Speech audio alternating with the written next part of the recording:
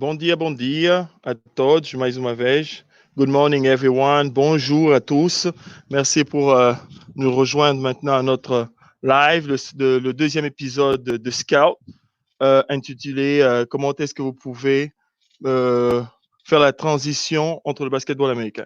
So, para todos que estão nos seguir, obrigado por estar conosco live e seguir o nosso show, que é baseado em vários temas, tópicos que vão vos ajudar a melhorar a vossa performance e alcançar a excelência.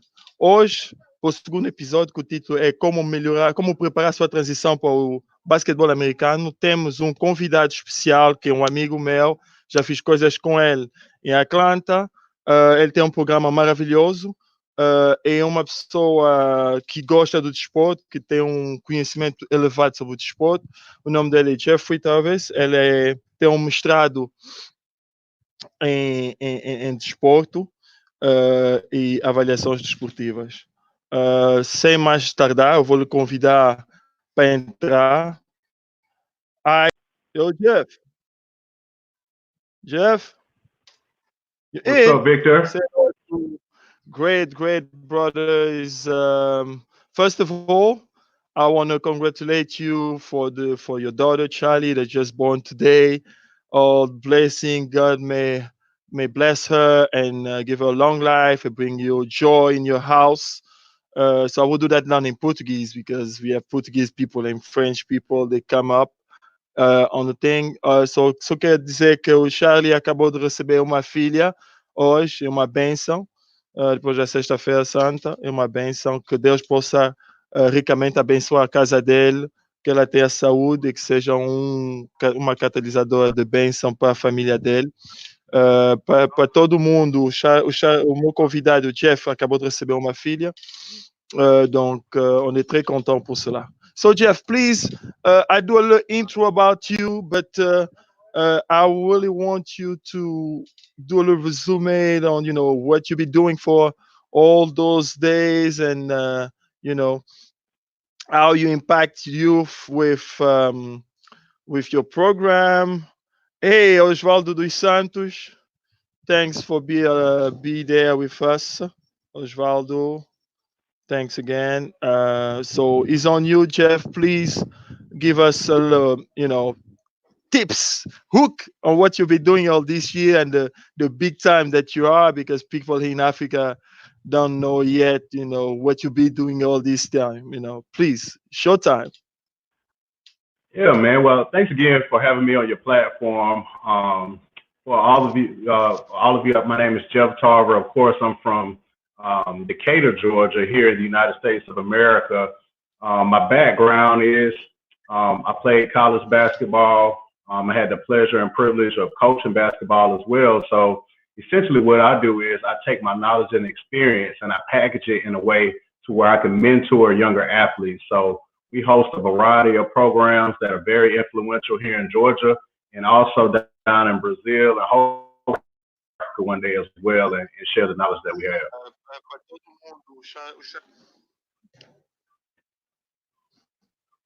Hello? Hello? Yes. Hello? Yeah. Yes. I'm with you. You hear me? We just received my brother. We big shout out to Neil Gonsalves. We're here with you. So question you can, just press through Tarvis or to me. We're gonna be enjoy to reply. Keep going on your presentation, Jeff, please. Yeah, so essentially what we do is we host a variety of different programs here in America. We incorporate life skills in each one of our camps, be it that basketball or STEAM. We teach kids how to create video games, fly drones. But the most important part of it is we want to equip these students with the tools that they need in order to be successful, not just in sports or in STEAM, but in life. So, like I said, that's what we do. We're very effective at what we do. And we're looking to branch out. We're looking to come to different countries, different continents, and share what we do. Perfect. So for y'all just come over, thanks again. We just want to remind you guys that the theme of today is the how to prepare. Let me see that. That was quick. How to prepare for the basketball transition in USA, ok? O tema 2 principal é como se preparar a transição para o basquetebol nos Estados Unidos, ok? So today the show will go for an hour, almost 55 minutes or less. O show vai para 50 minutos ou menos, ou 1 hora e 50 minutos. Cada tópicos podem incluir vossas perguntas que vão ser respondidas no momento. Não vamos esperar o final para o Q&A. So what I'm saying here, that we changed a bit the format of the show, able us to not stay really too long to what we want to do. So it's going to be like for each key point, people can go live and asking questions about the topic, so we can reply and go through the next point. So that will be easier and quicker and really concise. So everything that we can't reply right the way, we email you, or we can invite someone of our friend who maybe have more concise or details on what the question is about, and it can maybe give us a better information. So furthermore, let me see if we have any question. We have Dr. Edna. Hi, Edna. She's coming up there. She's a specialist. She's going to be on our show. She's a physiotherapist, learned in Brazil. That my boy here been in Brazil for a visit. We're going to talk about it too. Edna, boa tarde. Bem-vindo no show. Aguardamos pelas tuas perguntas. Os seus subsídios, e contamos contigo para os próximos episódios, porque tu fazes parte da lista dos meus convidados. So let's go forward to talk about the first point: offense and the defense concept. Okay, so my brothers, players, coaches, GMs, and in Africa, that you guys love the game and pushing the game in some way. You have to understand that exists two key points that complete the game of basketball, is the offense and the defense.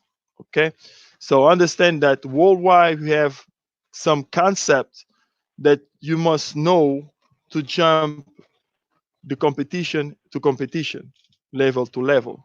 For example, you have to know how to set up and defense the pick and roll. You have to know how to defense it. So those key points will help you when you jump to a high level to actually get a shot to be successful in an high level league. Did I'm wrong or I'm true about it? Please, Jeffrey, if I say something that is not correct, please. You might guess, but you in your house, the Scout Live show is the platform that we share knowledge. So you have your experience. Please tell me a little bit about this point and what you think about the concept that just introduced right now, the little intro about the offense and the defense side. Absolutely. So of course, most young athletes aspire to play at the next level, be it that in college or, of course, at the pro level. Of course, in the United States, our kids are introduced to the game at a very young age, so they're pretty familiar with offensive and defensive styles of play and concepts. For my young athletes in Africa, you guys are definitely not lacking in skill and athleticism, but the younger athletes might not. Stop right here. I have to give that in Portuguese. I have to transmit that in Portuguese for our fellows in Português. So, Jeff diz, em relação aos nossos irmãos africanos que vão para os Estados Unidos, entram no programa do Jeffrey em Georgia, que é a Life League, vamos falar um bocadinho sobre isto, não tem nada a desejar ao resto dos atletas americanos, mesmo se a deficiência em termos do conhecimento encontra-se no momento em que os conhecimentos ofensivos e defensivos, os conceitos são dados. Nos Estados Unidos, os jogadores são transmitidos esses conceitos muito cedo, então fica um bocadinho mais à vontade para eles aplicar isso enquanto eles estão a crescer. Já em África, dependendo do momento do programa ou do país onde o atleta veio, vem com essas debilidades técnicas. Please, Jeffrey, it's all you. Yeah, so what I was saying was to my young athletes in Africa, I want you to, and coaches as well, I want you to familiarize yourself with the different concepts that you might see once you come to America, so that the learning curve isn't as steep once you get here. Of course, the is to win games, especially at the collegiate level and also at the pro level. So if I'm a coach, I don't necessarily have the time a lot of times in order to groom someone, to the level where I need them to be. Okay, so because I have to win. Look, that's really important, and I want to give that in Portuguese in such a way that people listen to understand that that's some key point that change everything around you when you're in this position, ok? O Jeffrey acabou de tocar ponto no ponto de vista de treinador, ou seja, eu estou sob uma certa pressão, estou a falar na pessoa do Jeff, em que ele tem que ganhar jogos, ele precisa de apresentar resultados, e quando ele vai buscar um jogador, um talento de fora, essa pessoa tem que vir com uma certa bagagem para que ele possa, como é que se diz, responder de uma maneira prática naquilo que são as exigências da equipa para ele complementar e ajudar nos ganhos. E às vezes, em muitos elementos para fazer gestão, e ele não consegue dar aquele segmento próprio ao jogador para recuperar os básicos ofensivos, os conceitos básicos defensivos e ofensivos que ele devia ter em posse quando apareceu já como bolseiro. Please, kill it so we can go deep to the point. Absolutely. So like I was saying, coaches don't necessarily have a lot of time in order to groom someone who's not really versed in different types of styles of play. We'll start off with offense. For example, the game has really got to a point to where it's guard oriented, it's guard dominated, and you have guys that are 6'9", 7 feet that can handle the ball, that can penetrate, and that can also shoot. So now what you're starting to see is coaches take advantage of that, and they may spread the floor out to where they might go 5 out, 1 in, and use a pick and roll and try to get into the paint in order to make plays. So if you're not necessarily understanding of what a coach is trying to do and the philosophy of that, you're going to be a little bit behind the curve. Okay. So basically, we have the good intro. So far, no questions. Ninguém tem perguntas para fazer. Vamos continuar o show.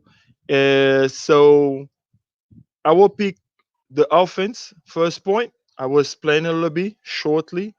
If you have some extra comment that you want to add and something you want to, build better understanding of it, please. I will do that in Portuguese and in English, but I will start in English and then do it in Portuguese just to make that clear.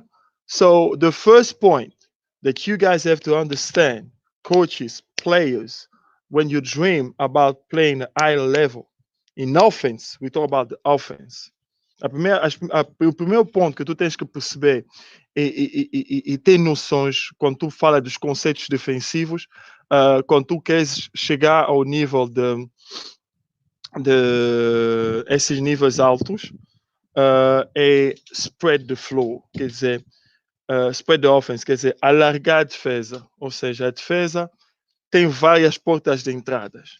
Ou seja, o ataque, em termos geográfico, posicionamento, o basquetebol é um jogo de linhas, onde entre um ponto onde tem um defensor direito e o seu outro colega a defender, tem um espaço. Esses espaços são chamadas de portas de entradas para o cesto, porque existe uma linha imaginária entre a bola e o cesto, e essa linha é onde tu tens que criar o espaço com um step back, um cross, penetrar, tirar o homem da linha de penetração para tu criar alguma coisa, ou pôr pressão e fazer um passo extra.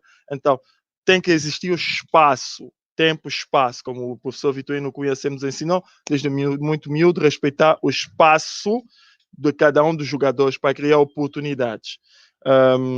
Em inglês, I will go, Joe, and just pop it up a question. It will just come here. We're going to go through it. In English, what I said is like geographically, the game of basketball is defined by line, by you don't play curve, you play through line for point A to point B. So you have a defender is on the line of the penetration, you have to take him away to go through it. But for that happening, you have to spray the offense, create space between players, and use those windows that you can create a straight attack to score, or create a point that you can give an extra pass. So that for the point A. And we have Joan. By the way, Joan, I want to introduce you to Joan. He's Angolan. He's a friend of mine. He's been around my project. It's that guy who is on the silence, but do a lot of things. He have a NBA in sports. He worked for Spain Olympic community, and now he worked for UDEL, the scouting platform. So you have this question right here. Quero vos apresentar o João, é uma pessoa que tem trabalhado comigo e ajudado a fazer muitos conceitos.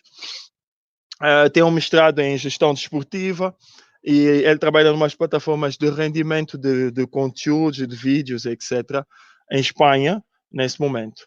So, a pergunta dele é, during the last 15 years, we saw many European players being very successful in the NBA, mainly because of the level of the European National League is high. What role players or African local leagues regarded to this transition to the NBA? So, Jeffrey, you take the first take on this question. I'll back you up, please. Absolutely. Johan brought up a great question, and he's exactly correct. European players do transition to the NBA very well because they're very skilled. They're very fundamentally sound. They understand the game, understand those different types of concepts. Once they actually get there, it's a seamless transition. They understand pick and roll, and they can shoot the basketball very well. I think that the role that the African League plays a part in this transition is getting kids at a younger age and teaching them the game at a younger age the right way, similar to how European leagues train their kids, so in the United States as well. What I would say is this, and I know Africa is starting, they're emerging right now with the NBA, junior NBA leagues that are starting across the continent, and also the Basketball Africa League that's going to probably be starting soon once the whole coronavirus is over with. So Africa is starting to speed up. Like I said earlier, it's not a lack of athleticism. I think it's African players are learning the U.S. game at a later age. So they might be 14, 15, 16 before they actually start learning our style of play and understanding the game. So they're a little bit behind the curve. Whereas in Europe, I think they start developing their players a little bit earlier as far as basketball IQ is concerned. Okay, I will translate right quick. So Jeffrey said, sobre a pergunta de João Inamo, que o que acontece é que a velocidade de adaptação dos jogadores europeus e o seu sucesso depende, está na base do conhecimento do IQ que eles já trazem para os Estados Unidos. Então, como já tem os conceitos de ataque e de defesa, e são adaptados àquilo que eles encontram na NBA, e eles sentem-se mais à vontade para poder desenvolver as capacidades deles natas, que são o lançamento. E sabes que as pessoas têm que perceber uma coisa: o lançamento é para uma vida, o salto tem o seu tempo. Então, daí vinha um bocadinho o Michael Jordan, jogava de uma certa maneira nos últimos anos, melhorou só a sua percentagem nos 2 pontos por causa da idade. Ok, então isso é que o Jeffrey partilhou. We have another question from Osvaldo. Is like, que tipo de treinamento atleta deve ter para ser bom ofensivamente ou defensivamente? So he asking what kind of train or athlete African athlete must pass through to grow as a good offensive asset or defensive asset. So you go to point two, and then we will respond. We go answer Osvaldo, please. Okay. Well, we'll come to, yeah, and his question actually leads us into point two, which is defensive concepts. I want young players in Africa to understand that you have to be able to play man-to-man defense before you can play any other style of defense. Understanding man-to-man and also understanding help side concepts as well. So if you can understand proper footwork, proper stance, jumping to the basketball, and also understanding, when my teammate needs help, I need to step over and help as well. I think that's a basic framework that you can build off of that will transition into zones and also presses as well. So understanding basic man-to-man defensive concepts is a building block and a foundation that you can build upon. Okay. One thing, just back up to the story. Angola was known for man-to-man defense tactics. Back in the days, like our older brothers on the national team, that was the concept. Look, we're short, we're aggressive, we have to put pressure on them. We're going to die on defense. He not receive the ball easily. Man to man, you have to stop him. Reduce as much possible the help side. Take him out of the line of the penetration. Cut him off. If he's too strong, 2-on-1, you have to pass the ball. Kill him the 30. That was back in the day was like 30 seconds. Right now it's 24. So all this used to be the base of the game of Angola. That's why when we play those days, back in the days when we play against Nigeria, Senegalese guys who really have that easy way of US, when the post up asks for the ball, you give him a chair, no fight, receive the ball, fade away, we all friends. We not used to do that way. But the game changed actually, players changed too. I'll just give that in Portuguese. So ele disse que é muito importante, Osvaldo, a tua pergunta sobre o treinamento defensivo e ofensivo.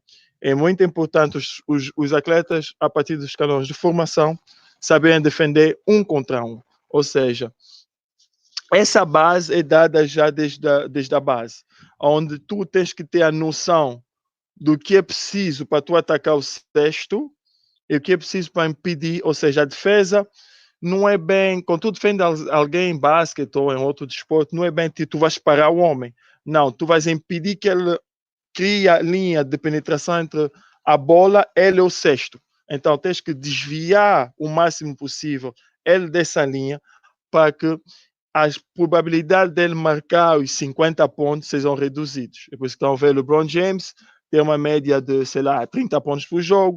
E a ideia de cada defensor, especialista que trabalham, estudam sobre ele fazer chegar abaixo de 50% ou 60% das médias dele. Isso é um excelente trabalho. Mas como é que ele faz isso? Impedindo as linhas de penetração, mandando para fora das linhas, pisando a linha de fundo. Só ali nós falamos da defesa. So, perfect. That was the second point. We go for the third point. On the offense and defense concept. Então vamos no terceiro ponto, que tem a ver com conceitos de ataque e defesa, ok? So we're gonna talk about zone. So atacar zona. Attack. I will put that in English for you, okay, to make sure that attack the zone. Ok. Desculpa. Então, o terceiro ponto muito importante que vocês têm que perceber em relação aos conceitos ofensivos e defensivos é como atacar a zona. How to attack the zone. So it's something that starts from man to man. If you understand the man-to-man position, how they filled up the gap on the man-to-man help, that's something that the NBA doesn't use. I don't remember if the college uses a lot of, because we play a FIBA help side defense. Okay, just to make clear, estamos a falar aqui que a NBA é contra não é solicitado muita ajuda do lado fraco, mas o nosso conceito de basquete europeu é FIBA, onde do lado da bola, do lado contrário da bola, tem um movimento até a linha imaginária da linha do lance livre, onde os defensores ajudam um bocadinho antes de o atacante tomar uma decisão. So this, if you know to spread the floor, that's what you say when we say on point 5, if you know your spacing, so you understand that it exists windows. It's like windows when you go through it, you put a pressure because zone, the base of the zone is two guys, one guy defend one, right?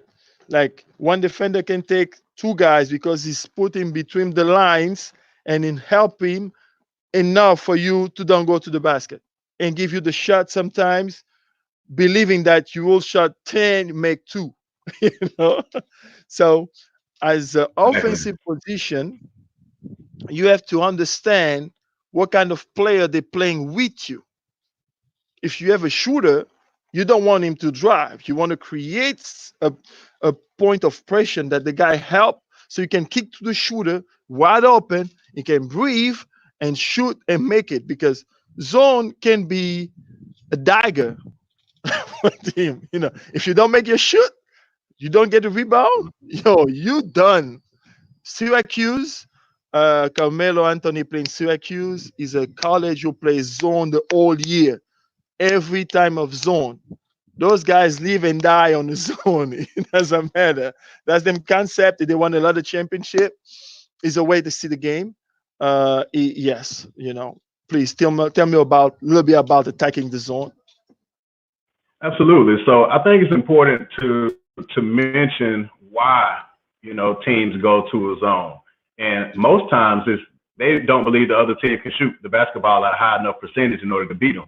So what they would do is they'll just pack it in and say, okay, I want you to beat me from the 3. So if your team doesn't necessarily have good shooters, they might say, okay, we're not going to go man because they have a lot of players that like to get into the paint and create opportunities for other players. We're just going to pack the paint in and keep you on the perimeter and make you shoot threes. So when you're talking about attacking the zone, if you know you don't necessarily have a lot of shooters, you have to beat the zone through either moving the ball around the perimeter and attacking the paint, and you have to beat it in the middle of the floor and attacking with penetration. So you have to be able to get into the paint, make that defense collapse. Hopefully you can kick it out and make a couple of shots, but if you can't shoot, you're going to have to be able to get that ball to the basket. So moving the ball around quickly around the perimeter, making the defense shift from one side of the court to the other, and then attacking the paint on the penetration with the dribble.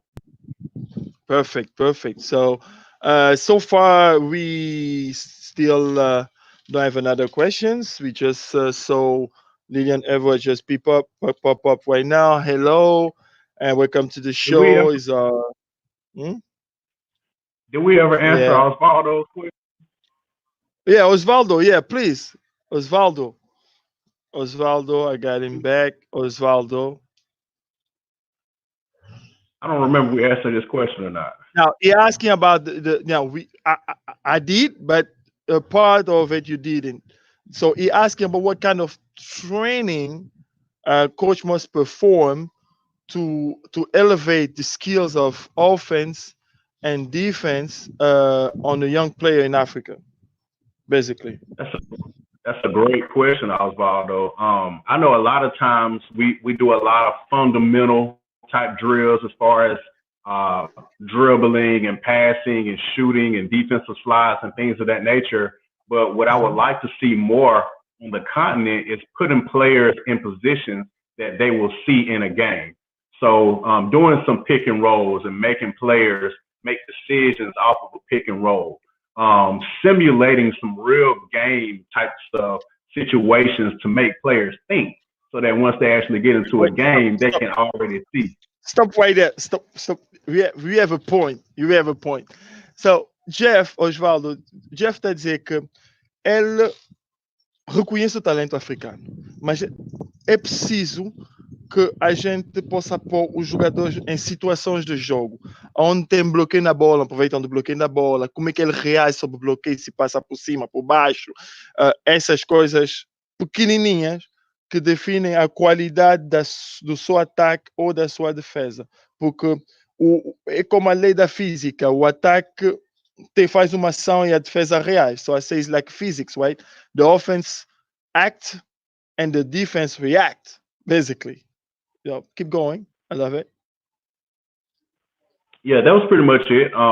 Just getting players at a younger age and also, simulating real game types of situations that they may see once they get to the United States. And you're going to start to see this more in Africa, especially with the NBA having more influence with younger camps and more junior NBA leagues there and training coaches on how to actually play this style of basketball that we play here in the United States. So you're going to see, I'll probably say within the next 5 to 10 years, the learning curve for African players is going to be a lot shorter because they're going to be introduced to the game at a younger age and how to play the game at a younger age. And they're going to have more resources in order to learn the game at an earlier age.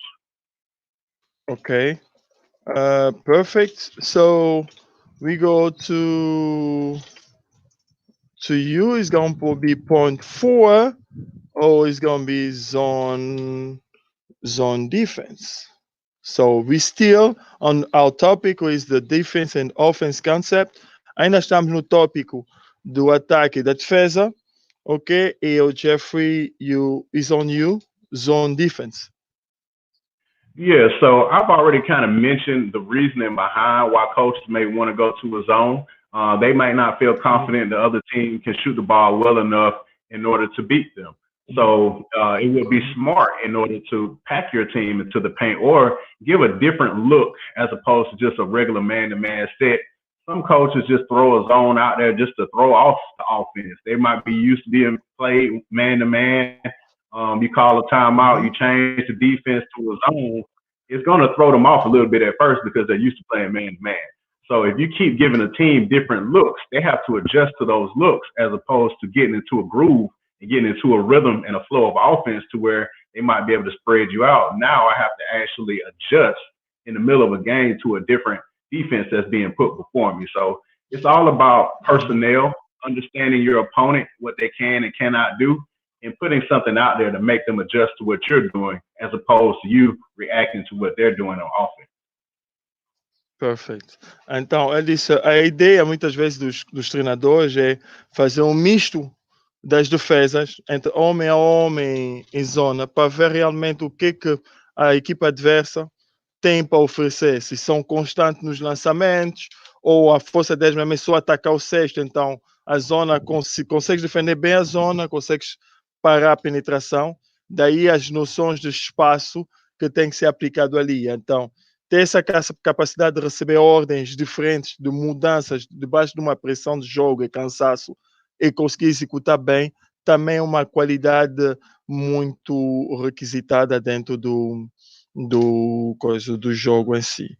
So, my man Johan asked another question. As the games is very different from 20 years ago, how important is the versatility for young players aspiring to play at the elite level? Here you go. Man, You want me to take it as you? Hey, once again, I want to tell you, Juan have his master is Angolan. He have his masters in sports.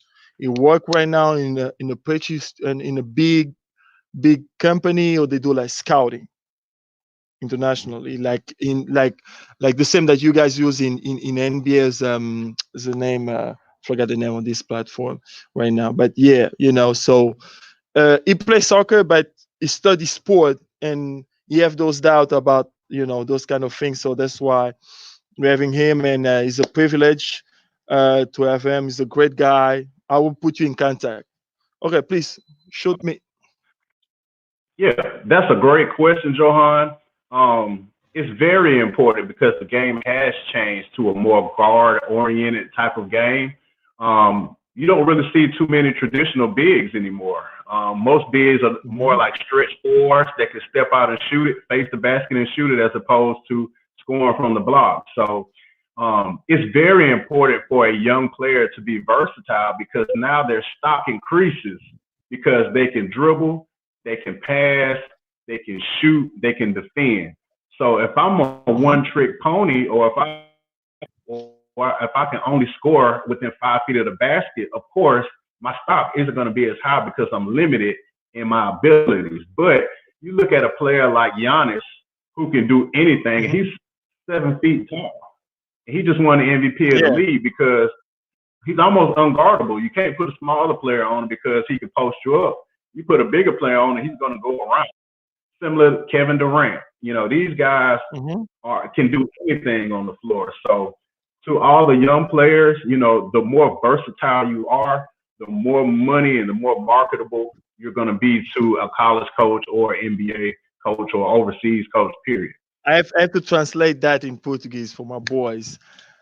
So, João, a pergunta que ele fez é: durante os últimos 20 anos, nós vimos jogadores cada vez mais versáteis, capazes de fazer múltiplas posições, jovens que realmente se despontaram e tornam-se grandes referências a nível dos campeonatos mundiais elevados. E o Jeff interviu e respondeu que sim, a tua capacidade de misturar as várias posições, porque no basquetebol tem a posição 1, 2, 3, 4 e 5, ser capaz de ter 2,12 metros ou 2,10 metros e fazer base como o Kevin Durant, que tem 2 e... Kevin Durant is like 7 what? 6'10", 7 foot. 6'10", something like, 2,4 metros, 2,5 metros, como o Kevin Durant, que faz base. Temos o MVP da liga, que é o Giannis, que também a capacidade física que ele tem, consegue jogar posto e fica difícil encontrar um defensor que possa impedir ele ir para o sexto.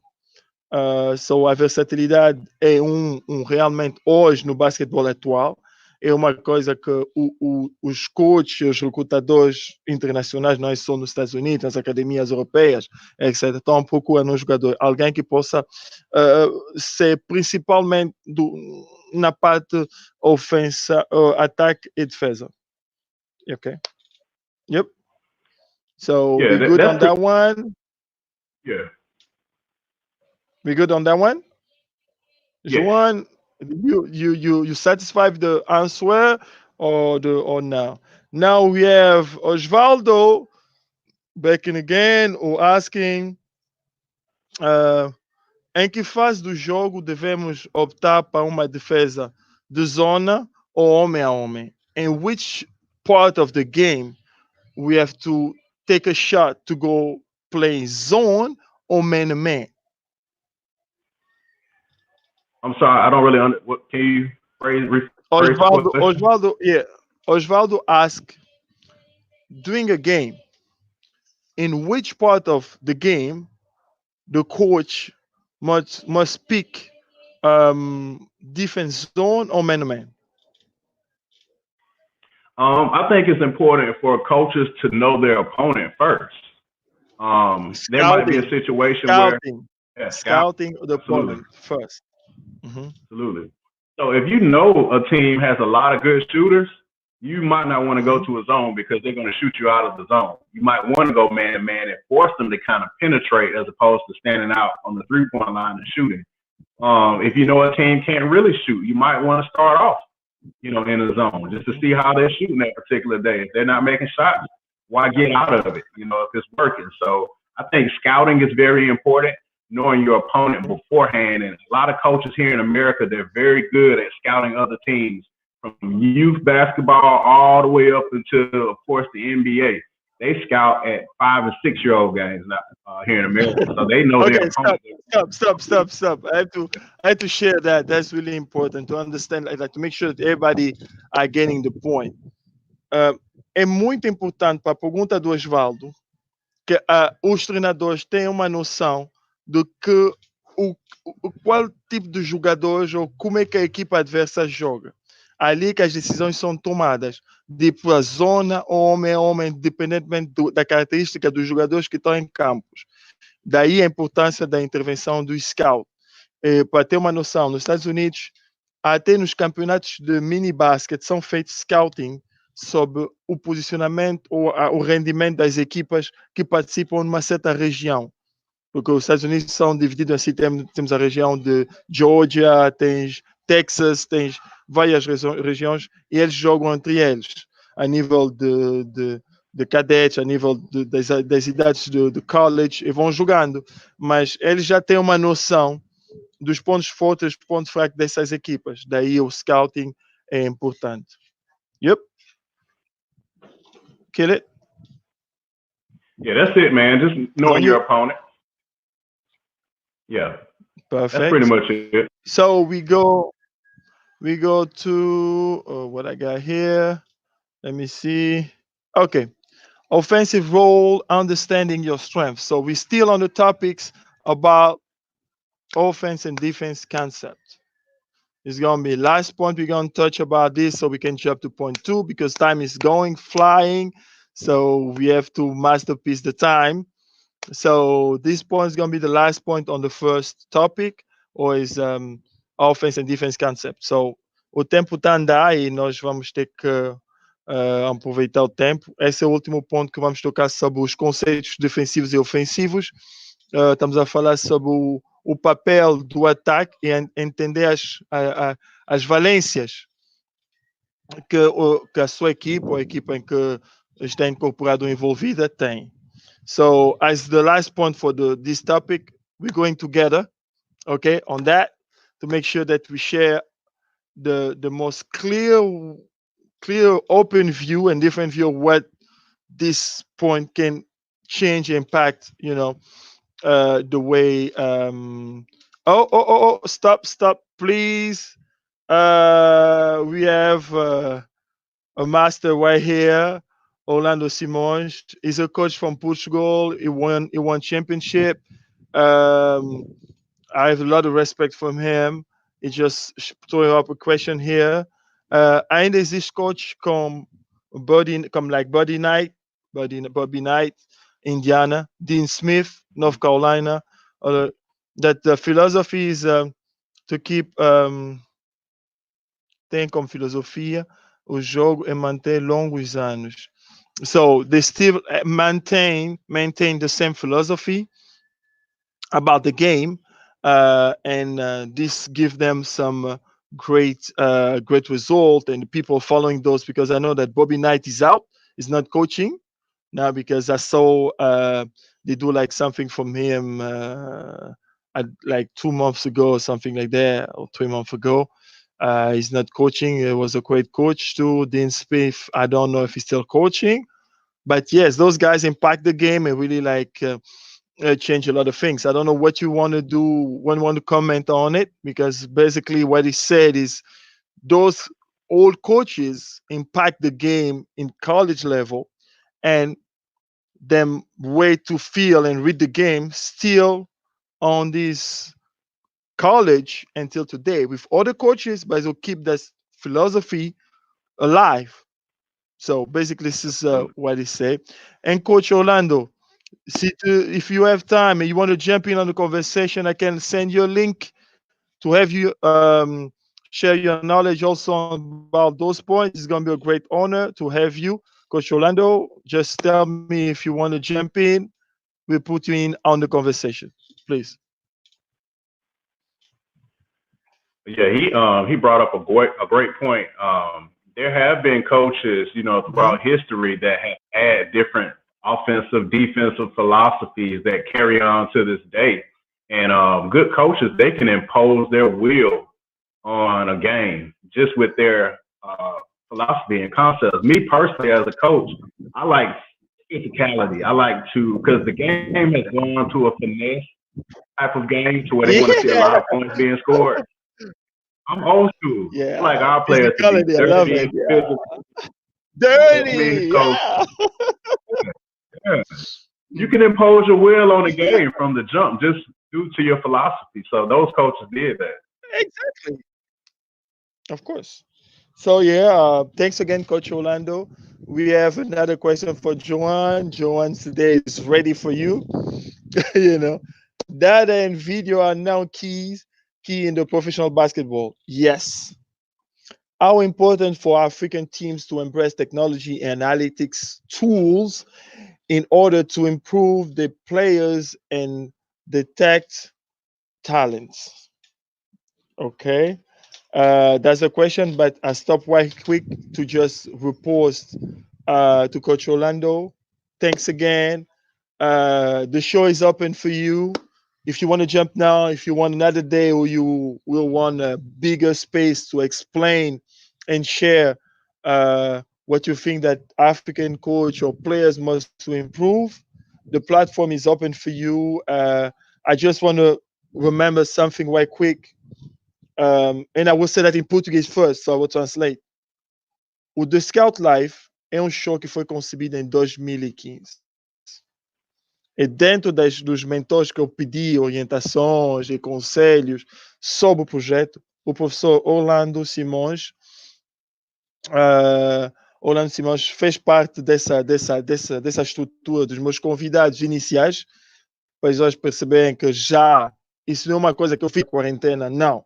Isso é um projeto que já leva 4 ou 5 anos, só parte daquilo que é o conceito no seu todo, e mesmo nessa vertente, o coach Orlando Simões vamos mandar os vídeos sobre esse assunto. Também participou, ajudou-me com algumas dicas e agarrou o projeto e mostrou interesse para poder partilhar. So what I want to say is I give him like a big shout out to Coach Orlando, because this concept that you be involved right now was built in 2000. So the first guys that approached to have them opinion to reinforce the concept was Coach Orlando. So actually, I even like the video, him and Sergi Baca on the teaser that we're gonna present middle of the six episode. We're gonna present that with those guys like Wayne Embry, Coach Orlando, Sergi Baca. We have like bunch of guys that 2015 do a video preparing for this concept that people are uh, living with right now. So we go back to our boy Juan and his question.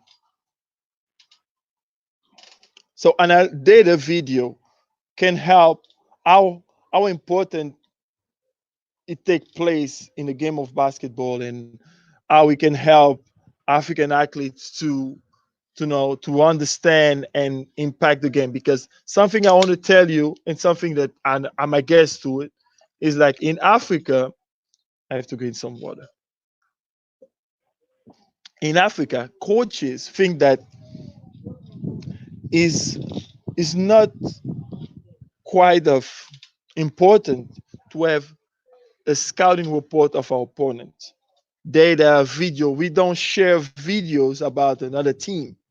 Like I know that in college, that's normal. You will play against Syracuse next week. I'll call your video guy, say, yo, you know what? You have the game that you played last time against us last year. Can you share with me? I want to break down for my guys. You guys sharing that sharing experience help to leverage the game, because you can and you will not play like a robot. People want to understand that game is about creation. You train, you get better, and now every situation that you face, you react on it. So sharing data Right. video, scouting, push player to think, because sport, this is another topics.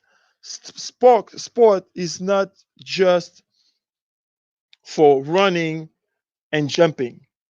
Your mind will grow and you will understand other things that bring to the game, or is a business, is investment. Sport mentality will help you if you put yourself in such a position to open your mind to be more than just an athlete. So please. That's another great question for Jahan. Technology is very important Mhm. because you got to understand if you're not watching film, your opponent is going to be 10 steps ahead of you because they already know everything that you're going to do before you even step on the floor. And they have prepared their team in order to deal with you, your best players, and every single player on your roster. Um, And that we help the li- quality of the game. Absolutely. that makes you think a little bit more because if I already know, my player or my opponent loves to drive left, right? I'm Mm-hmm. going to cut off his left hand, right? I'm going to force you to go right. And Mm-hmm. if you don't know anything about your opponent going into the game, they're going to beat you, right? Because they already know Okay. everything about you. Mm-hmm. So film is very brought up something else as far as exposure is concerned. We live in a technology based world right now to where I'm talking to you from the United States and you're in Africa right now. You can reach Mm-hmm. anyone in the world through technology, the internet, social media. Um, Mm-hmm. in order for more Africans to put their name and their brand out there to the world, they have to be able to use technology in order to brand and market themselves. No one knows Mm-hmm. you if they've never seen you before. So Thank you.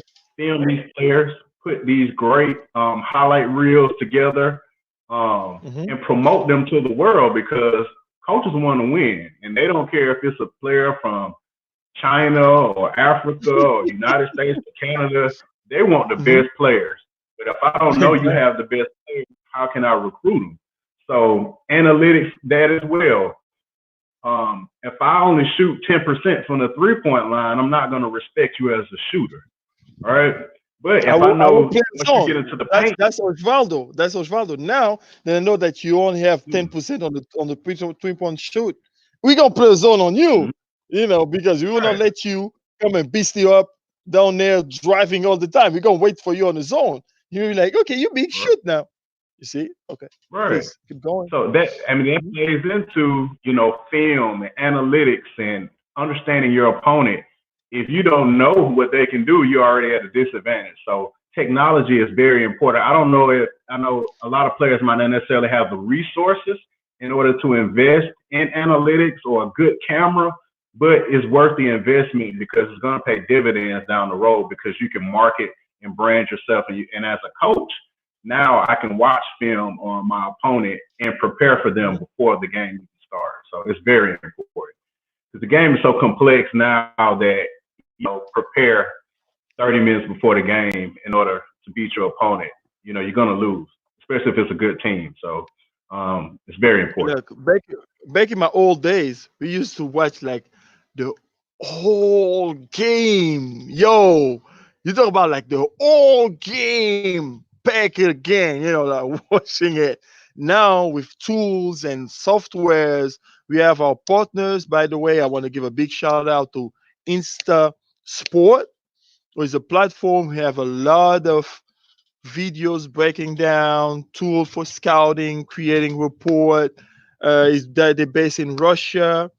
It's a great platform. Doing the next when we're going to talk about analytics and analyze the game, we're going to put videos and use them tool live for you guys understand the way they make it easy to bring like that. Think about something. If we had that back in our days, we will not spend 2 hours in the film room. It's going to be less and go back with data to study at home. I say, okay, that's my guy because with that tool, you can just put every pick and roll that Jeff run for the past 3 years on the right side.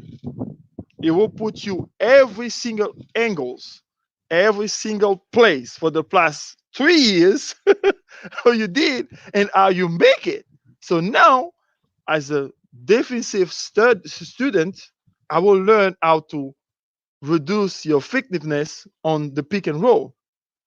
Okay. So yes, this is really important. Thanks again, Joan. And Thank if you have time, why you don't jump on the show? It's gonna be, good to have you and talk a little bit about, more stuff. But anyway, I will just send you the invitation. And if you want to be there, just tell me, jump in, and it's gonna be quite an honor to have you around. Talk about, some few things that I know you might be, able to help. So so far so good. Thanks everyone to be in. So we jump to the next topic. If we don't have other questions, we jump to point 2. What schools looking for looking to find in an African athlete? You in, Jeffrey. All right. So I want, I really want Africans and not just Africans, anyone around the world to understand the business Hmm. of collegiate sports and high school sports in the pro game as well. It's a business. So as a coach or as an athletic director, I want to bring in the best people that are going to produce wins. All right. Hmm. It doesn't matter where these players come from. We want the best players. So as a scout or a recruiter, number one, of Hmm. course, I'm looking for someone with size, um, skill level, Hmm. athleticism. Those are things that athleticism and size, you can't really teach that. You can't teach 6'11", or you can't make somebody be six, or even they are So, there. so now, Um, one thing that's really important right there. When you're big, you need to have coordination. Coordination and mobility will help you to understand and set yourself on every situation that you will pass through to get to eye level. right, Because if you don't know how to move your right hand and your left hand and your left leg at the same time, it's gonna be difficult to tell you blue the screen, go under, go over, follow him, go to right, him, go with him. Like you see, coordination, the capacity of receiving your information with like you're tired because they be beat you up, you've been playing, running, chasing guys, and they beat you up, and you have people on the stand screaming your name. Oh, you suck! You don't play nothing. Get your ass out of there. Like you have to be cold and focus on your leaders, your coach. Say, look, do that. Be able to do. This is really important. Please keep going. absolutely. So, of course, size, skill, athleticism, but also basketball IQ. And I'm speaking from a collegiate standpoint. Hmm. You do have coaches that will recruit, traditional high school freshmen to the collegiate programs and groom that young person into being the player that they want that player to be. But that player has a lot of potential when I bring them in. So for some coaches, they might not necessarily have 4 years to where they can groom an athlete, or 2 or 3 years to where they can groom an athlete to get that athlete to where they want them to be. So they have to be able, especially when you're coming from another continent, you got to be Hmm. able to come in and contribute immediately, right? Yeah. Even if you're behind the curve a little bit, that's fine. But you So have I, to wa- I, have wa- some under. I want to tell a story right here who really illustrate your key. So Mhm. I went to the NBA to try out the Dallas Mavericks. No, a lot of people don't know that story. So the coach at that time was Avery Johnson. So Avery, all about Look, defense. First thing mhm. first, African players must have that extra stamina, extra energy to play defense, at least block shot, because you will never compare the execution technique wise, efficiency of a European player and an American player who be there all his life. So you're coming, you have your skills, but you have to set yourself first as a great asset on a defense. The guy who Mhm. energize and run the floor is the first to get back, give blocks, you know, create situation until you get your confidence and understand what's going on in offense so you can be involved. You see, Right. something is Absolutely. wrong on what I scout when I was scouting with the guys doing the NBA without borders and all this things that I was like a scout coach skills. There was like we see players who he knows if he shoot 10 time on the threes, he will make maybe zero, you know. But Yeah. I just get the ball. Let me shoot. No, look, what you have to do, let that crazy colleague of yours to take all the shot, be close to the rim, get the rebound. If you get 20 Right. rebound, dude, you might You'll have go to the gone NBA. because we know that all the American guys just want to throw in shot. They don't want you to gain rebound. So yeah, you blocking shot, you the guy. Because Right. Stephen Curry and the the beard man, what's his name again? James Harden, they will take 100 shots a game. You think that you will come from Africa and take 100 shots in a league or in Europe? You take like Right. Luka Doncic in Europe and take his shot. Come on, Right. you see, like I love the way Ibaka drowned his pace. Right. The story of Ibaka was like Bismarck, the same. Big guy, he can beat the shit out of you when you go into the rim. The guy get rebound, block shot, and run the floor. That's it. Set good picks, pass the ball, and help to open other guys to shoot. you know. Now, after some years, he work on his shot. He get one, two shot, two, three shots. He makes it. And now they give him more space. Now he's an offense weapon for the Toronto Raptors. Mm-hmm. Everything starts for the energy, the will of helping on defense to create offense and always be in shape. Absolutely. Like I expect when I'm scouting, like furthermore, we're gonna have a show about it. When I'm scouting African player, I want to see. Look, that's your opportunity, a one-time window. I don't care if you have a bad day that you shoot, but I want you to give your 100% on the floor. I want you to run. I want you to jump, to block shot. I want you to energize your teammate. You're on the bench. Your behavior to jump and help. Cheers. Show that look, I'm lucky. All those guys try to be here. This is my moment. I will live it. Have fun. This is basketball. Have fun. You know? Yeah. I mean, we have here Denge Gilumbe. Congratulations for both of you. I want to know why we have few African players coming from the continent in the NBA. First of all, this is me. I really want to give a little intro here. Stop selling a dream about the NBA that way. You're a ball player. First of all, you want to achieve the best you can be. You work out every day to be the best. But the NBA is an option. You have other league who pay good, who are perfect. Chinese league, Dubai leagues, the Arabics, Emirates have a great league. They pay great money. Even like you have like Russian league. You have a lot of leagues who pay actually a lot of money.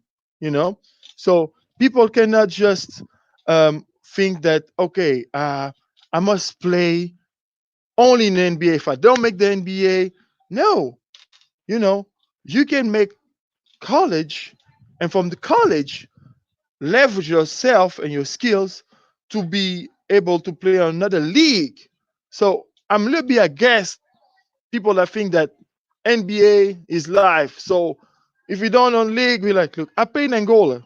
Yeah, by that time, I make six figures every 8 months. Something that European team didn't give in to me.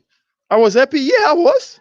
That was the money I was making. I didn't make the league. Even that time, people don't know that the salary cap back in the days when I was trying with the league was $500, $500,000. If you add that with taxes, I will receive like 100 and something. People have to understand that you have to make the math on where you can fit yourself. Please answer the question to our brother Ndeng about the why few African players. That's my point of view, okay, about this matter, because I've been seeing a lot of youth, a lot of groups, Facebook groups, and what's up, just like, oh, the league. Yo, the league is an option. If you're good, it doesn't matter if you're on a cave. They will come for you. They will ship a plane just for you to jump in and to come on. You just have to work and get better. You have to dominate the space, the best in town. If you don't get the league, you have other leagues in between who pay really good money. Please. Absolutely. So yeah, to answer his questions, I think it's a couple of different things. First thing is you got to understand that there's only a limited amount of spots in the NBA. And you're talking about competing with players all over the world. So you talk about maybe 450 slots, if that. Yeah, or less. Or less. Or less. So it's only a handful of American players in the NBA, let alone, another country. So I think also exposure plays a big part. And you're going to start to see that change with the Basketball Africa League and also the NBA academies that are coming about and things of that nature. African players are going to start getting a lot more exposure, and people are going to start knowing who they are. And I think with the use of technology, you're going to start to see more African players coming into the league within the next 4 to 5 years or so. Okay. So yeah, that's it. I mean, perfect. We have the best players make it. Okay. So we have Andre Vungu, was YPJs, so point guard, os bases, and SGs like shooting guard, os dois, que é os extremos, coming straight from Africa, how do you make through the NBA? Because most of the player, they are center, 5'6". Okay. What if I'm wrong, please, Andre, if you speak French, you can shoot that in French. I will receive it and help understand the question. But for what I get so far, that he said, why short players who play from point guard position, shooting guard position, and 3 guard position don't leave Africa to go straight to the league. Ok? So I would dar em português. A pergunta do André é por que os jogadores da posição 1, 2 e 3 não saem da África e vão para a NBA? Ok. For that, we have some few players that they make that happen. Okay. We have Christian Iyenga, who played for Inter Club of Congo Brazzaville. It was in 2001, I think so, if I'm not lying. He left Angola after the club championship, went to Spain a year, and then he was drafted with the Cavaliers. But you guys have to understand, he played until today. He's a monster. The problem was on his position, you have more than 1 million American who've been scouting since they were 6 years old. Everybody knows what he can bring onto the floor. First of all, absolutely, they know his background, his age. They know what he can deliver, and all his mind, his behavior. All this are like few factors that they help to take a peek on a player. So again, young guys, the NBA is not the limit. It's not for everybody. You guys have to understand. You have guys. Look, I've been US in the camps in recovery. I see athletes. They are great. Like they can do many things, but their dream is go playing overseas. How crazy is that? We have a lot of American players, athletes, not just basketball, all type of sport. Their dreams, I want to play in Asia. I want to go play in Angola to see what's, I want to go play in Dubai. I'm like, you're close to the league. I say, yeah, but the league, if the guys didn't come to me, that means I'm not good enough for what they're looking for today. You see? But right there, in overseas, things can be different. Please. I echo what you have to say. That's my position. Okay, that's my position. I can be wrong, but this is my position. I agree with you 100%. Like you said, the league is dominated by guard play, and the guard play here in America is very good. These kids start training at 4 or 5 years old, and by the time they become, seniors in high school, they knows them. So, like we said, there's already a limited amount of that. These guys who are one and dones in college, they already know they're going to be lottery picks because everybody knows them. similar to the guys in Europe. You know, they have guys that are very skilled, and they've been playing, you know, in European leagues since they were 13, 14 years old. So people know them. I think at the end of the day, you're probably gonna start to see more African guards in the near future, but they're gonna have to start grooming these guards at a younger age in order for them to compete with the guard play here in America, because the guard play here in America is, I think, the best in the world, honestly. Hey, I don't know about it. You know, I don't know about it. But this is gonna be another discussion. I don't want to take you about it right now, but I still, you know, I'm old school dude. You know, for me, a point guard must have skills like who. Because we're gonna exchange a little scouting report for people to understand what happened in a room when you have like scout, coaches, GMs, and agents.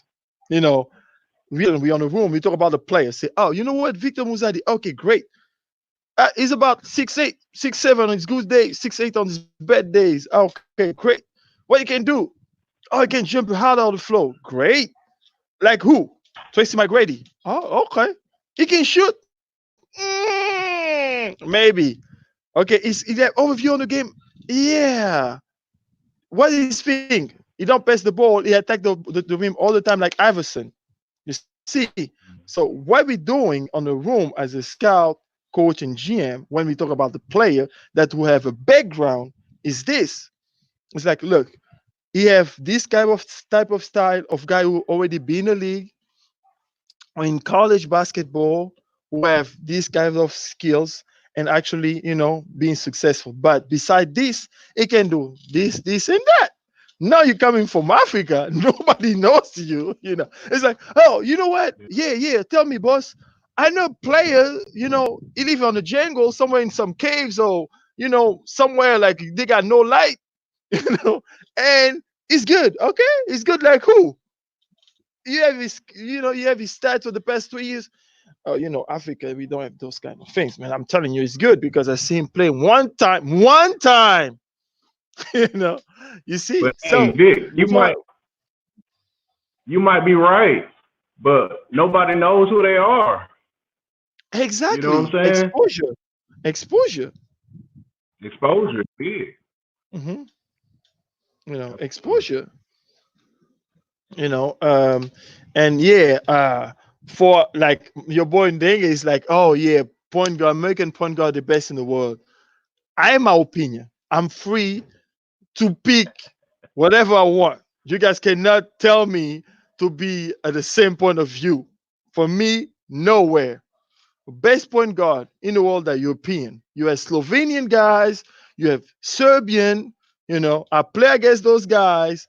I saw them play, you know, they just play for what the game give it to them. You see? Coach Orlando, I know you're there. Please tell me, help me here.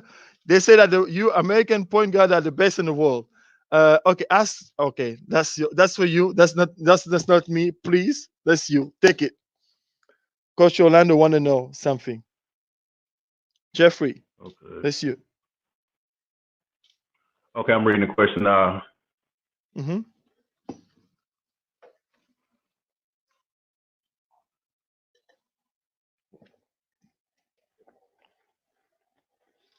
I don't quite understand the question. Okay, what I will do, I will try to get it and formulate and send it to you and tell you. Okay, ask Jeffrey if the dream didn't depend also to the market, merchandising rules. I mean that the NBA dream, like the dreams of the players to get to the league, doesn't depend of the the market, so where they're playing, the local league or where they're playing, and the merchandise rules or the way they merchandise themselves. For example, India, China, good countries to the NBA to enter, big populations. I mean, like, okay, look, if you get the Chinese, we're gonna sell a lot of shirts. We're gonna do this, this, and that. We go, you know, those that's the standard point that he asking. So please, please, Jeff. I get. Hmm. I'm still not 100% on the question in itself, because the NBA is a business. They have to sell merchandise, they have to sell jerseys, they sell tickets, they sell concessions at the game, they sell advertising, right? Hmm. So, I mean, that's the name of the game. You know, how much money can I get to put a product out on the floor? Okay. This isn't really for fun. This is about money at the end of the Money. day. Yeah. So it's a Exactly. lot of money. You're It's a lot of asset. money. You're Yeah. asset. You're a player. You're an asset. You have to market yourself. You have to sell yourself. You know, you have to know how to behave yourself on social media, type of picture that you post, the way you dress, you know, if you're sellable or not, your behavior when you stand on stage, the way you talk, the way you treat fans, you know, like all this stuff. And yes, from my point of view, the market is really All right. important. And Chinese, a players, lot of viewers. Tell me. Hmm. yeah, and players who can generate revenue is very Hmm. important. You know, so if I know a player has a lot of popularity, you know, not Hmm. only in the United States but abroad, then of course I want them on my team because I know I'm going to sell more uniforms. I know people are going to watch this game. They're going to buy tickets. We're going to sell out the stadium every single game. So at the end of the day, you want to bring the players in that are going to help you win games and also Hmm. help you sell merchandise and sell tickets as well. Okay, right there, I want to open a quick window because we not do that a lot, but this is an during the future soon because we have 12 episodes. We're gonna talk about sports industry, the sustainability of it. We're gonna bring different GMs, US, Europe, different point of views, how to manage sport, not just basketball, but the sport himself. So about this, that look, I take a course of GM and scouts. I mean that look, you I do like a study case for a month and a half. That was San Antonio Spurs, and they say, look, this is a virtual money. We give you $1 billion. You have one season. Sell, buy players, sell tickets, merchandise, advertise. I don't care what you're gonna do. Sell yourself, but at the end of the season, I want my money back plus this amount of money. You know, it's something that here in Africa we don't have those kind of pressure. People are running teams don't have this kind of control about money you receive for sport. It's not the wrong way. It's just the way, like US doing that. You guys are successful on it. You know, okay, great. But we should think as African some way to adapt this and put pressure. Like sport is not just running. That's what I said before. You need to have everybody perform. Since like GMs, directors, all those guys, they need to have their own goals. They're like, look, you ask me to run on the floor to win games. So more games I win, more tickets I sell, right? All right. Right. So you have to pay me more, right? Right. You know. So now you It tell me doesn't what work like you're doing for what you're doing for the club that you working and you are the guy who manage the money because I'm an asset. I play, but usage. There's another statistic we're gonna talk about in the future. Usage of the player. I mean that the player impact on the game is a stats is a deep stat that you can evaluate what it bring to the game, and from that you can that. calculate how much you make, how much make for the year. Okay, there's Right. some like this is another question. This is another conversation. So Yeah, that's a whole different conversation. Contract exactly, like negotiation. How much am I contract, worth? Yeah. salary cap, worth. You know, like okay, it's really huge area that I Right. really don't want to go really technical on it. You know, this is something that we have to sit like for 3 days and, you know, like one on one, show document, exchange. People have to look. It's a process. And I think this platform is based on that. And we open if we have a guy who want to jump in and talk about it. and resume that more easier.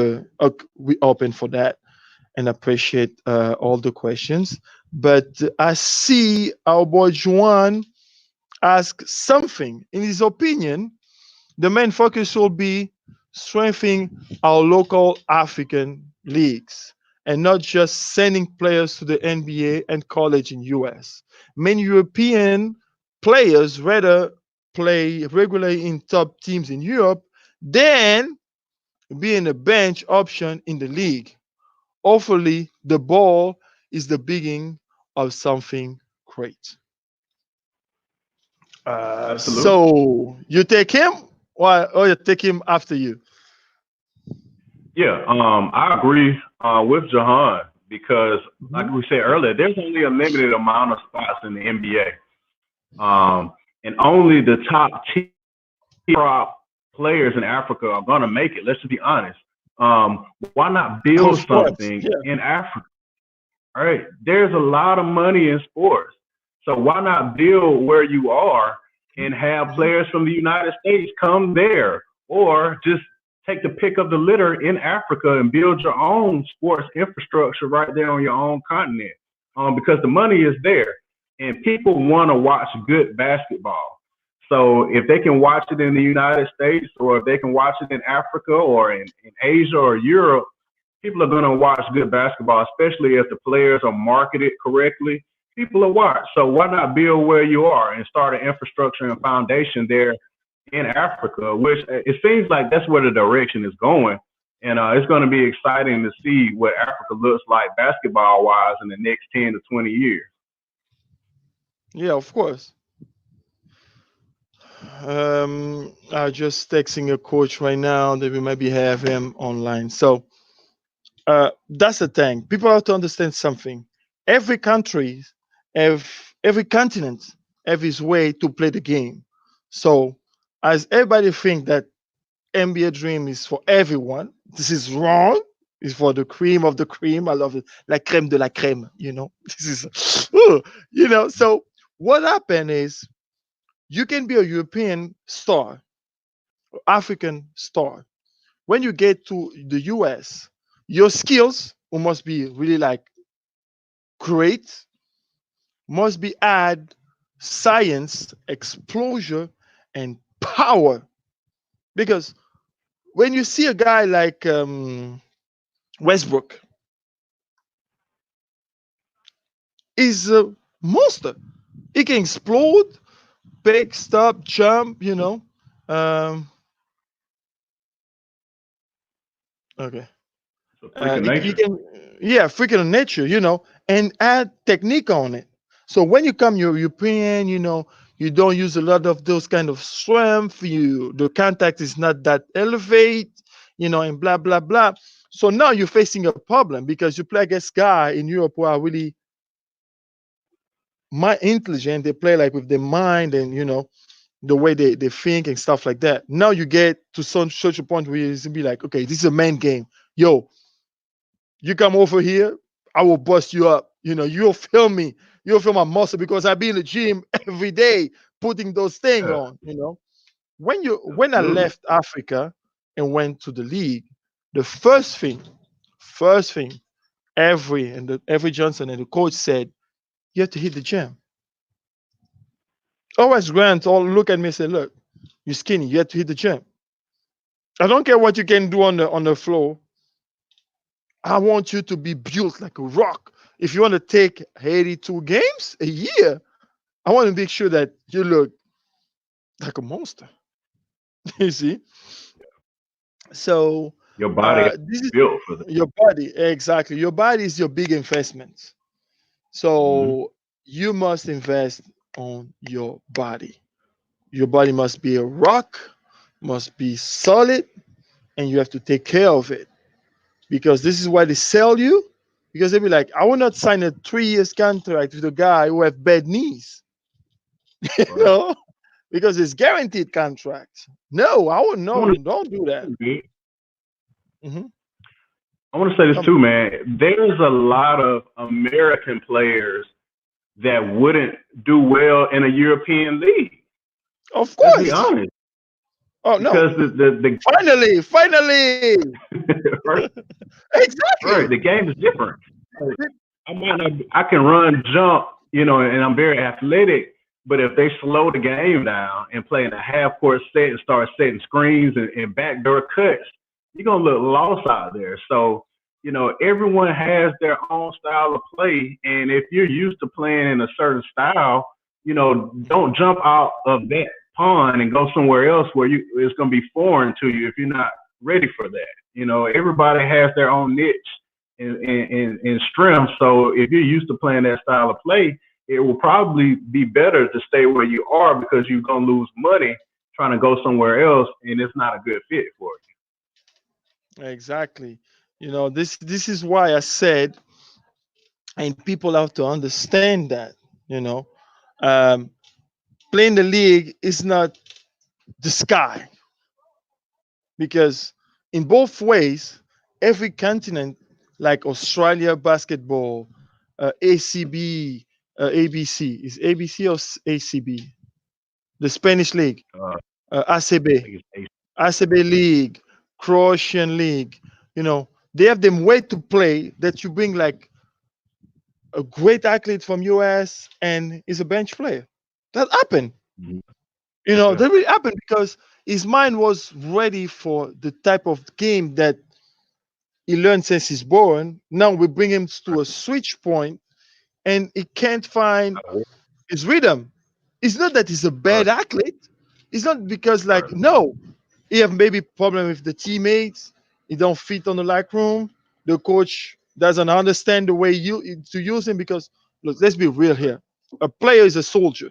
You want him to execute and be at the point to help the team win at such a point. If they call you and they're missing like 1 second for the game, I know that you are the guy who will guard Jeff and he will not receive the ball. 1 second, I will put you because I know Mhm. you can solve my problem. Because I have a scout Right. report from you. I know what you can deliver on that moment. Your mind is tough. You're a killer. I will throw you on. That's Hmm. respond to Osvaldo question about when to change. That depends on what kind of asset you have on your hand, what kind of Right. players mind that they have to like. Okay, this guy don't take the pressure. If we are beating by 20, it's gonna be great. If by losing by 40, he's my best athlete, but his mind is not strong enough. I will put him on the bench. You know. Right. So those kind of management, people management, that really like goes around with what happened during the game. Absolutely. So we go for the last point. We're gonna talk about the Life League program. I will pop up your Facebook. Okay, may I? So I see my Sure. boy, he's a brother, and I love what he's doing so far. We did a program together that was in November or December. November, right? The It summer was league, in October, November. November. Yeah, I was invited to his program. October. Thanks again to actually talk with the kids. There was a tournament in Georgia, and I mentor some kids who play with my 3-on-3 tournament logo, representing Mhm. Angola, on the Yeah. tournament. That was so funny. We don't have the picture, but you guys can go on his Facebook or my Facebook page. His Facebook is Jeff Target or Life League, and mine is at Muzadi Court. You're gonna see some videos about it. So, but now it's gonna be him explaining what they be doing with them program. Why you have to understand the way sport program at this level works. So when you will be facing to a choice, it's gonna be easy for you to make the right choice. So please, Jeff, it's on you. Kill it. Most definitely. So just to kind of give everyone a brief overview of what we do a lot of different things with Life League. We offer about 4 to 5 different services, and like I said before, at the end of the day, what we're looking to do is we're looking to give our students the tools that they need in order to be successful, not just athletically, but in life. So we have our I would say our trademark program is called Life League Coalition. You And we can you know can that throw there's a lot of, can you throw down the thing so they can see the logo? Bringing down the page, please. hold on one second, Big. Yeah, so they Just, can I see want the to kind of Life share League, my, let me see like the if I can top. share my Instagram. No, you're Oh, sharing the right logo? now. Yeah, yeah. Okay, Okay, gotcha. great. Yeah. Perfect. Yeah. So Hmm. our hallmark program is called Life League Coalition. And essentially what we do is we know a lot of players aspire to play sports in college and also the NBA and Hmm. professionally. So what we do is we simulate that process for players in grades 3 through 8. So we show them what it's like to be recruited to go to play in college. We show up to their games. We take stats. We check their grades. We promote them online. They have to sign with the school. And of course, all of this is virtual, but we're doing it based upon what you do in real life. So based upon how many points you score, how many rebounds you get, how many assists you get, what your grades look like, we're going to start Hmm. sending you letters from these schools that we kind of created. At the end of the season, they sign with the school, and then, of course, they move on to the next phase, which is life in college. Understanding how to deal with that coach that's yelling at you in your face every day, how to manage your time, how Okay, to take okay. care of your Stop. Can you body. stop right here? Can you stop right here? Oh, yeah, Stop right here. a lot. Right here. I wanna introduce something.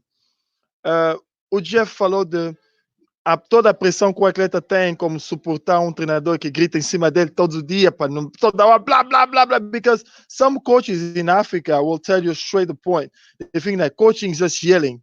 Ah, ah! Okay, good. You yelling, but if I'm here as you are the teacher, explain me the way so I can understand what I'm doing.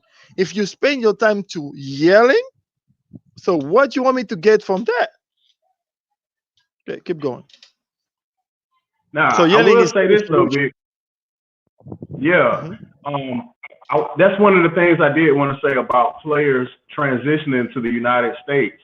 You have some coaches that they yell, and everyone can't handle that. So you have to be able to take that and still Exactly. be able. Like me, I have bad temperament, man. I would not take this shit.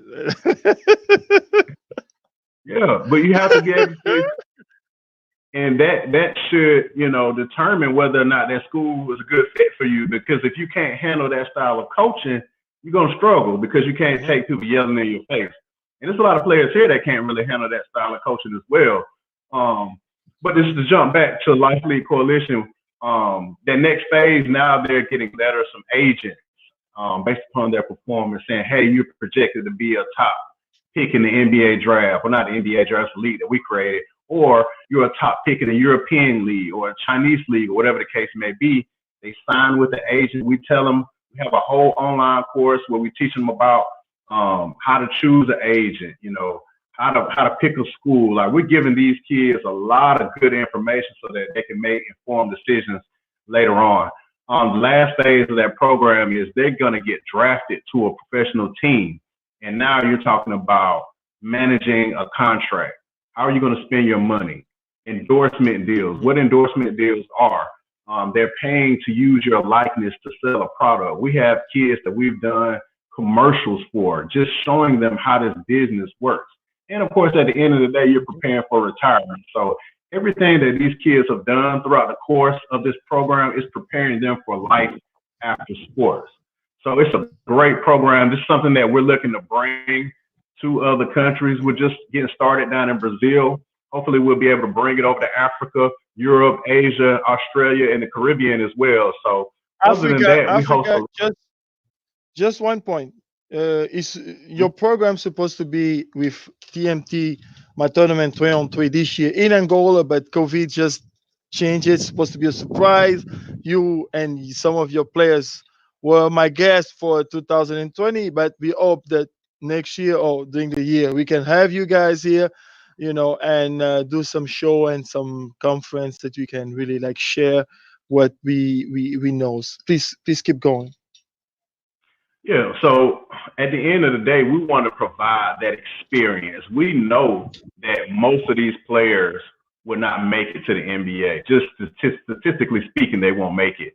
But I want to be able Thank to you. provide that experience of what it's like to be recruited, what it's like to pick an agent, what it's like to get drafted, manage money, endorsements, commercials.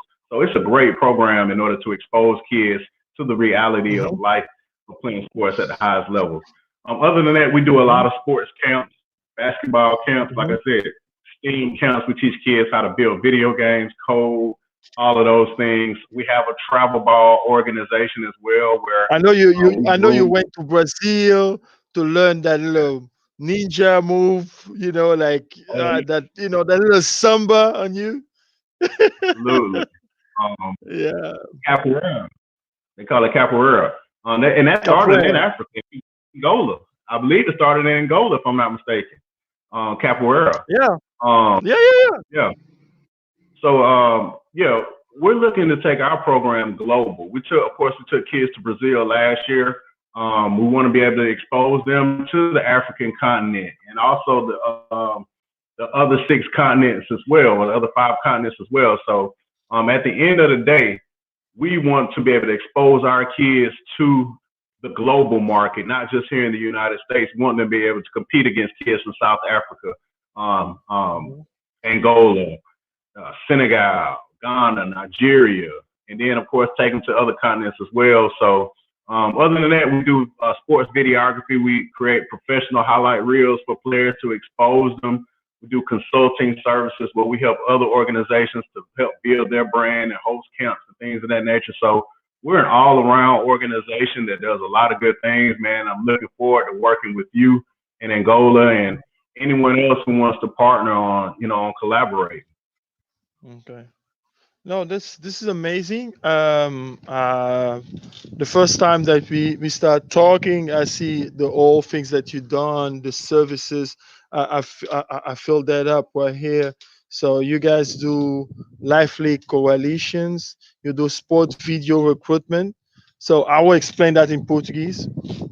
Sport video recruitment são vídeos desportivos que elevam as qualidades do atleta que está a ser filmado. Ok, isso é chamado de sport video. Então, ela apresenta os pontos, um mini análise SWOT daquilo que os jogadores podem fazer ou não nessas situações para um college ou uma instituição que possa estar interessado nele. So sport and STEAM camps são campos de treinamentos, programas de treinamentos durante uma fase ou outra, que envolve até viagens, como eles fizeram no Brasil, onde foram com um grupo de estudantes e tiveram a visitar e aprender coisas novas. Travel Program, que é o programa de viagens que tiveram no Brasil e em outros países, e tem a parte de consulting, que são as consultorias diversas sobre programas, orçamentos e outras coisas que a indústria do desporto, que é vasta, envolve. Ok, just translate everything you do, just you can hire me like your personal translator for Portuguese, and yeah. But yeah, so man, just so wrap it to wrap everything up, big man. I just want all of your African players and coaches and everyone to continue to grow, to continue to educate yourself on the game itself and how it's changing and evolving from year to year. Players that are interested in coming to the United States, make sure that you do your research on your end because there are some people who might try to take advantage of you. Make sure that you are, doing your research on these different recruiters and things of that nature. So, anyone has any questions, they can feel free to reach out to me, and I can be of assistance the best way that I can. And thank you again, man, for having me on your show. One thing, we have a question that's come from Ngende Kilumbwe. So asking us, but actually me asking, I don't know about you, Jeffrey, but Luka Doncic said last year that the NBA is easier than basketball in Europe. So for that standpoint, I will reply using my scouting skills. So you guys have to understand that we have two different basketball in the floor. So let me just bring that down so we can. Okay, we have two basketball type of plays in the floor. You have the European one and the American one. The main key of those games is offense. Basically, offense sell tickets. So if you see uh, the NBA base everything on offense. If you see the highlights, the props, the step back with a travel, James Harden step back is literally a travel. And you see like dunks and etc. It's difficult to see like rebound or block shot. So steals is not really accurate. But when you see European basketball or is FIBA basketball, you have a problem because they play man to man who look like a zone.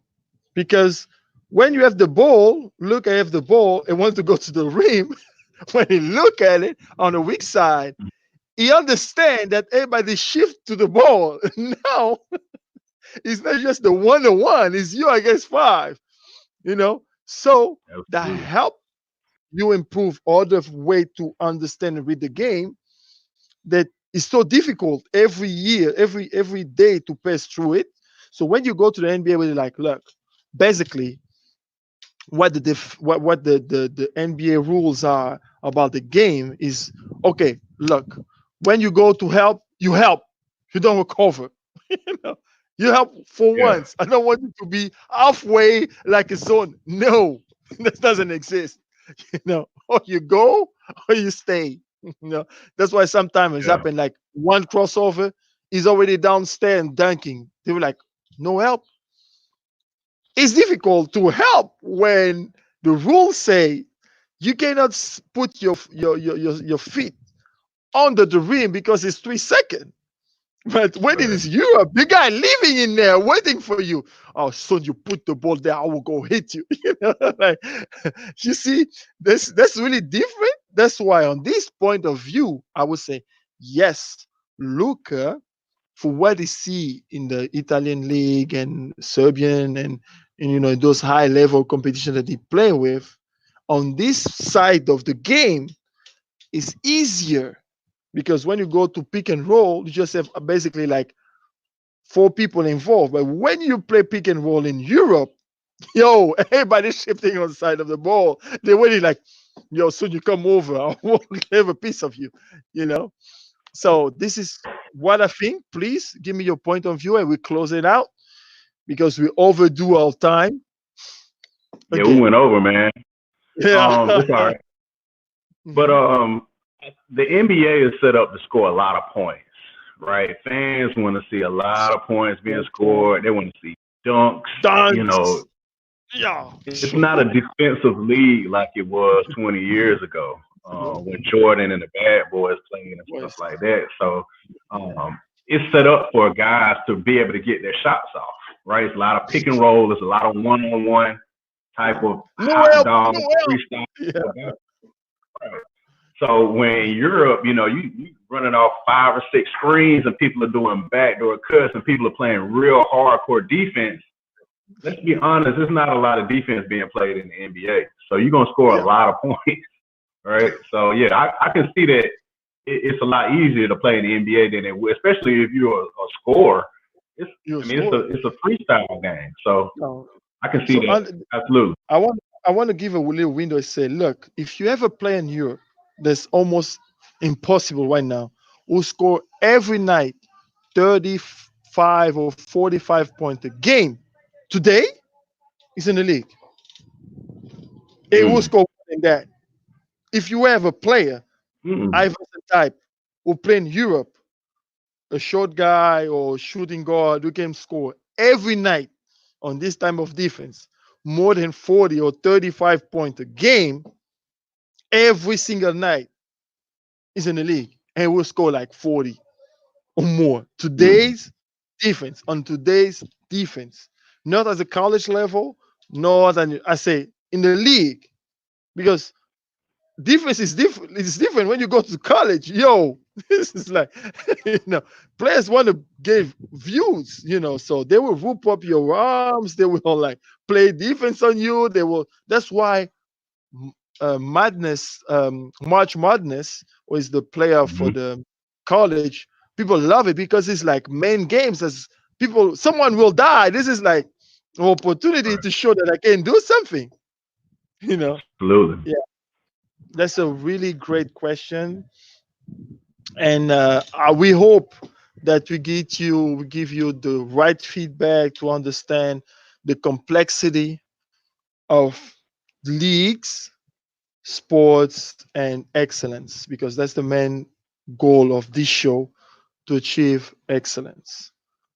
So, how you have to understand that sports is a 360-degree view, that every element help you to get somewhere.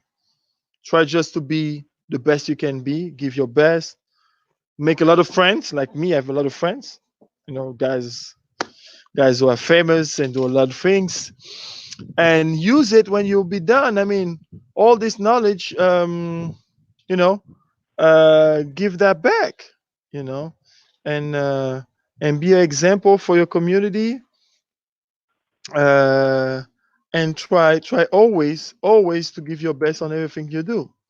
And I want you just for 2 minutes to share a little bit of situation about COVID-19 in US right now, and some advice you want to left to our people here. In Africa, it's not really spread like in US. The situation is not really like they did die or live. So if you have some advice, please, is the moment about the Yeah. COVID-19. The advice that I would have for young athletes is continue working on your game, continue studying the game, continue working out and getting better, because once all of this is over and it's time to get back on the court, coaches are going to know who's been working and who hasn't been working. So you're going to stick out like a sore thumb if you haven't been working and you've been sitting down watching TV and playing video games all day. So keep working. If you're gonna get on YouTube to learn something about basketball as opposed to watching highlights and things like that. Get on there and actually learn.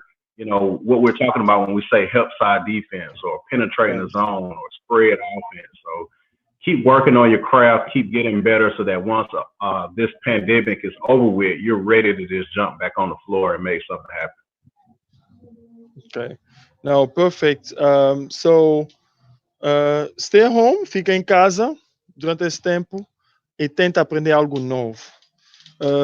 Esse show está baseado mesmo nisso, na partilha de conhecimento, para ajudar todos aqueles que estão interessados a aprender, a se tornarem melhores jogadores, melhores pessoas, a usar o desporto como um meio de desenvolvimento e de criação de oportunidades.